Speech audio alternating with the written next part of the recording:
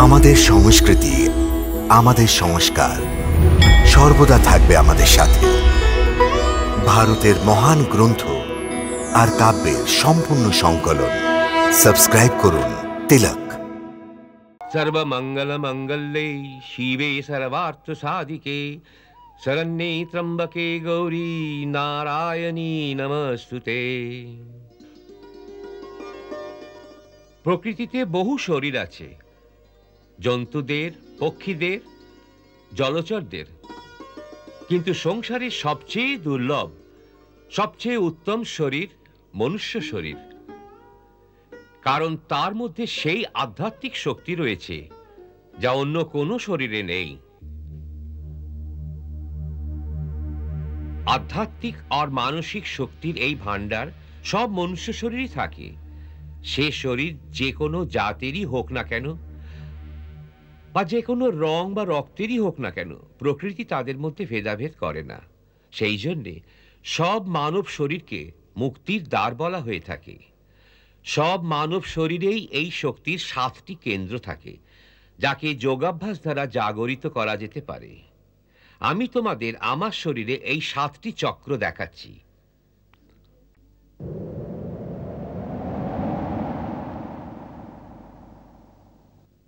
এই দেখো, সবচেয়ে প্রথম হলো মূলাধার চক্র। এটি এই শক্তির নিবাসস্থান।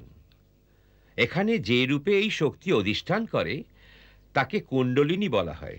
গুরুর কৃপা আর সহায়তায় এই শক্তিকে এখান থেকে সরিয়ে অন্য কেন্দ্র অবধিও পৌঁছানো যায়। একে স্বাধিষ্ঠান চক্র বলা হয়। পরে স্বাধিষ্ঠান চক্রকে ভেদ করে যখন এই শক্তি আরো অগ্রসর হয়, তখন তৃতীয় কেন্দ্রে গিয়ে উপস্থিত হয়, যাকে মণিপুর চক্র বলা হয়। তারপর মণিপুর চক্রকে ভেদ করে এই শক্তিকে অগ্রবর্তী করে চতুর্থ কেন্দ্রে উপস্থিত করাতে হয়। একে অনাহার চক্র বলা হয়। এখান থেকে বিশুদ্ধ চক্র। তারপর এই শক্তি অজন চক্রকে জাগরিত করে।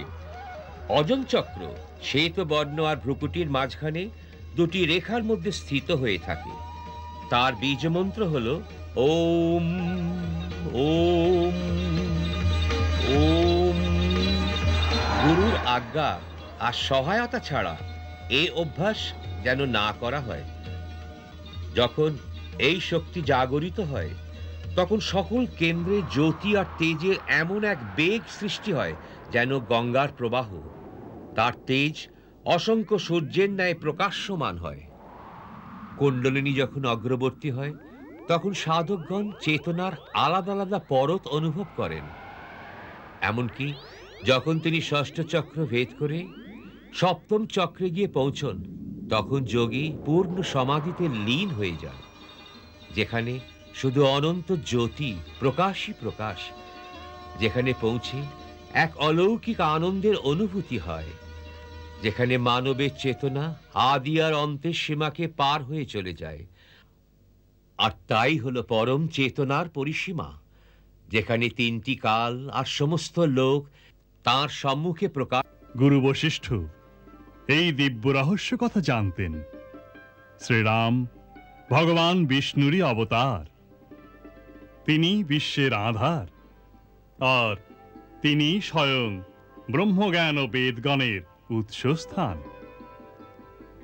তবুও তিনি লোকরীতি পালনের জন্য সেই বিদ্যানিধিকেই বিদ্যা শেখাতে লাগলেন।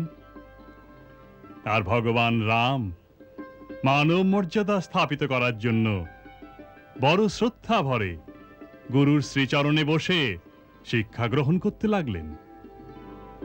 অবশেষে যখন রাজকুমারগণের শিক্ষা পূর্ণ হল, তখন গুরু তাদের অন্তিম উপদেশ দিলেন।